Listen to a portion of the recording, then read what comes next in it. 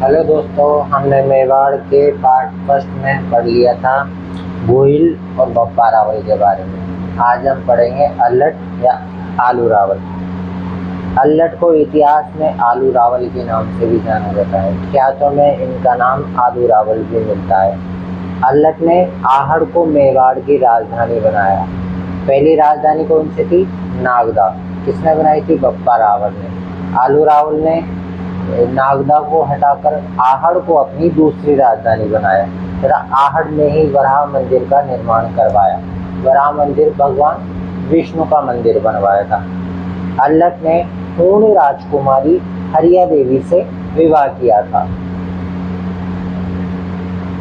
अल्लट के समय में ही मेवाड़ में सर्वप्रथम नौकरशाही की शुरुआत हुई थी। अल्लट के बारे में हमें जानकारी एक तो आठपुरा अभिलेख से मिलती है और दूसरा सारणेश्वर प्रशस्ति में मिलती है।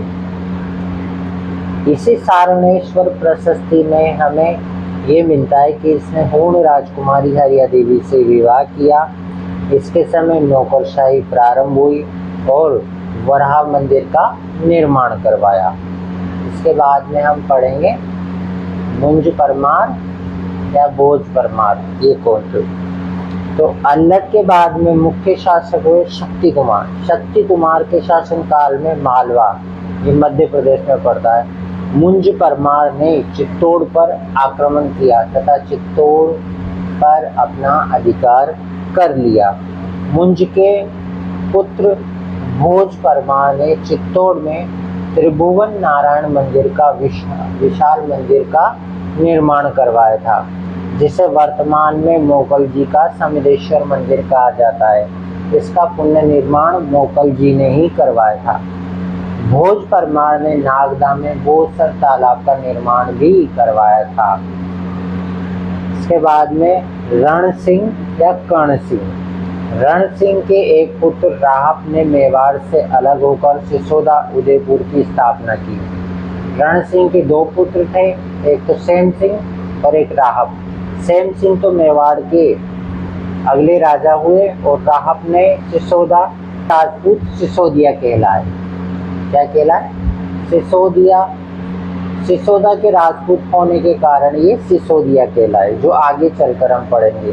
सिसोदा के राजपूत रण सिंह के वंशज होने के कारण राणा या महाराणा कहलाए।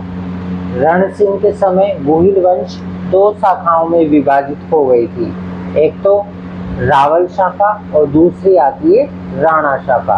रावल शाखा तो सेम सिंह ने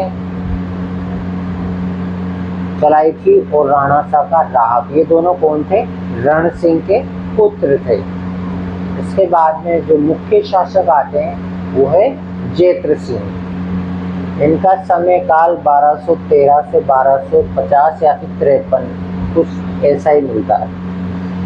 इनके पिताजी का नाम था कुमार सिंह।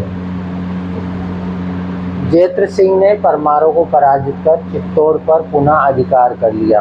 हमने पढ़ा था कि भोज परमार और मुंज परमार ने चित्तौड़ पर अधिकार कर लिया था, तो उन्हें पराजित करके जेत्र सिंह ने पुनः मेवाड़ पर अधिकार कर लिया, पुनः चित्तौड़ पर अधिकार कर लिया तथा चित्तौड़ को मेवाड़ की राजधानी बनाया।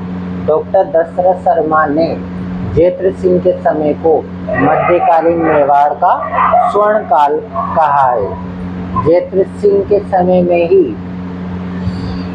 दिल्ली के सुल्तान इल्तुतमिश ने आक्रमण किया था। ये युद्ध भूताला नामक स्थान पे हुआ था, 1227 ईस्वी में हुआ था। इस युद्ध में जेत्र सिंह ने इल्तुतमिश को पराजित किया था। इस युद्ध का वर्णन हमें जय सिंह सूरीकृत हमीर मदमर्दन में मिलता है। यहाँ जो हमीर नाम है ये इल्तुतमिश को दर्शाया गया है। जेत्र सिंह के दो सेनापति थे, एक का नाम बादल और एक का नाम मदन था। आगे हम पढ़ेंगे तेज सिंह के बारे में। तेज सिंह की पत्नी थी जैतल देवी। जैतल देवी ने चित्तौड़ में श्याम पार्श्वनाथ मंदिर का निर्माण करवाया था। राजस्थान में ताड़पत्र पर चित्रित ग्रंथ श्रावक प्रतिक्रमण सूत्र चूर्णी का निर्माण भी तेज सिंह के शासनकाल में ही हुआ था। ये 1260 में आहड़ में। इसका जो रचयिता था वो कंवल चंद था। धन्यवाद।